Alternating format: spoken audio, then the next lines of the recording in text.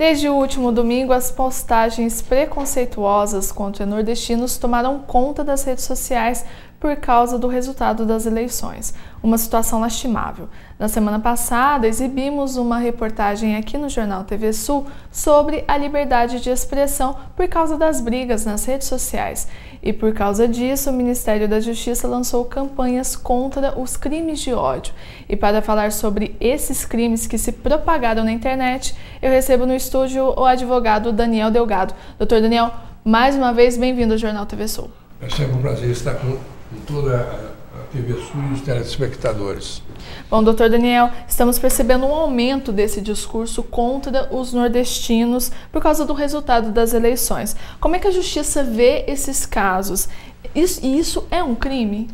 Olha, toda e qualquer discussão, ataque, a Constituição Federal, ela prevê a liberdade de expressão.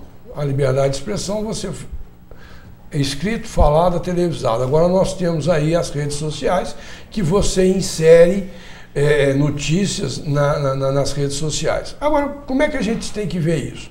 Primeiro, o crime cibernético.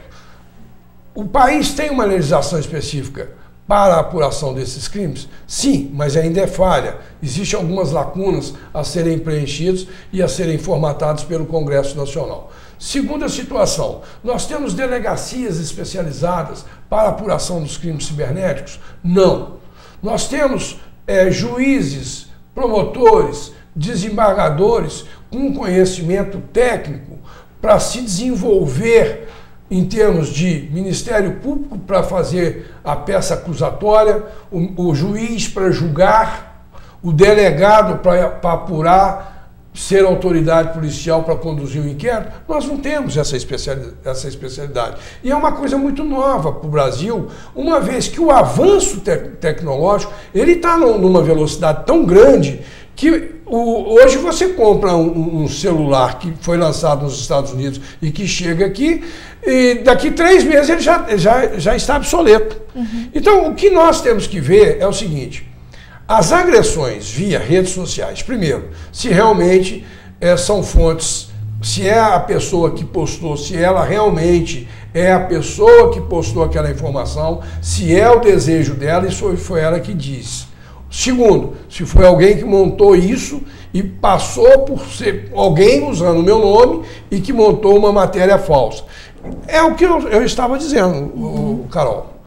Bom, e quais são, para o senhor, apesar de não ter essa regulamentação e também essa falta de conhecimento dos juristas... Do judiciário como um todo, né? Mas é possível uma punição para esses casos? Sim, há uma punição. A partir do momento que você vincula uma notícia falsa ou discriminatória, existe aí a difamação, a injúria e a calúnia prevista no Código Penal brasileiro.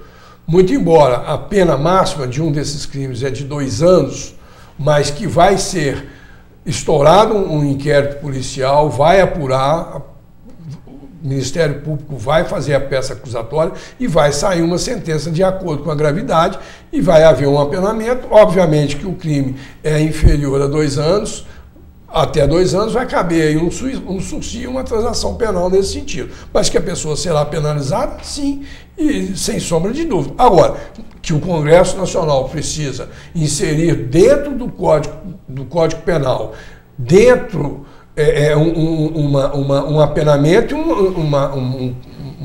uma maneira que regulamenta esse tipo de crime, que é o crime cibernético e a injúria, calúnia e difamação através das redes sociais, porque tem que se apurar se realmente aquilo que foi noticiado na rede social advém da pessoa detentora do seu e-mail, do seu Facebook, e assim sucessivamente. Bom, você está falando mais sobre as notícias falsas que se propagaram durante essas eleições, mas a gente também tem o crime de ódio mesmo. A gente tem... parece que é uma linha bem tênue mesmo entre o direito e o crime nesse caso. A pessoa ela pode entender que ela está tendo o direito de liberdade de expressão a falar mal de um nordestino, mas ela está cometendo um crime. Por que isso é crime se existe o direito da liberdade de expressão? Olha, pois é, aí é o seguinte, que não está sendo bem, não tá sendo bem interpretado o que a Constituição Federal diz, né? Liberdade de expressão. Agora, liberdade de expressão é você expressar a sua opinião sobre um determinado assunto, uma determinada matéria. Agora, você expressar uma opinião discriminatória da forma que você está colocando, que é o chamado crime de ódio, ao meu entendimento, há um crime sim. É um crime de discriminação. Poderíamos, por analogia, comparar esse crime com a discriminação racial. Ora, porque o nordestino ele é pobre, ele está numa parte do país menos desassistida, eu não vejo o nordestino dessa forma, pelo contrário. No norte nós temos excelentes juristas, pessoas da mais alta capacidade, que eu tenho contato juridicamente falando. Agora, que vai ser apurado sim, e por analogia seria equiparado aí o crime de discriminação racial. Penso dessa forma. Eu penso dessa forma. Não sei se quem vai julgar pensaria dessa maneira. E como é que a gente pode diferenciar a liberdade de expressão desse crime de ódio? Existem palavras dentro dessa manifestação que podem identificar isso como crime de ódio e não liberdade de expressão? O telespectador tem que entender, Carol, é o seguinte, isso vai ser julgado com as provas dos autos, e no direito brasileiro, o juiz que julgará essa ação, ele tem o chamado livre convencimento. Quer dizer, a peça acusatória terá que fazer provas e convencer o juiz que houve uma discriminação.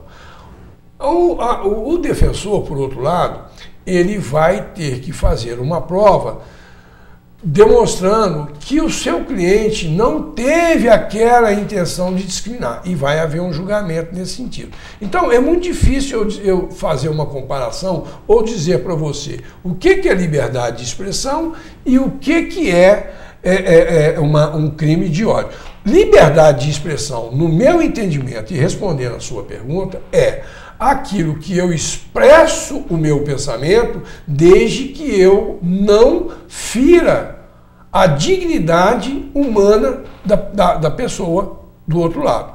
Se eu discrimino o Ceará, o Norte, como pessoas que são de baixa cultura e etc, coisa e tal, e aponto um determinado ponto positivo, eu fiz um crime de ódio sim.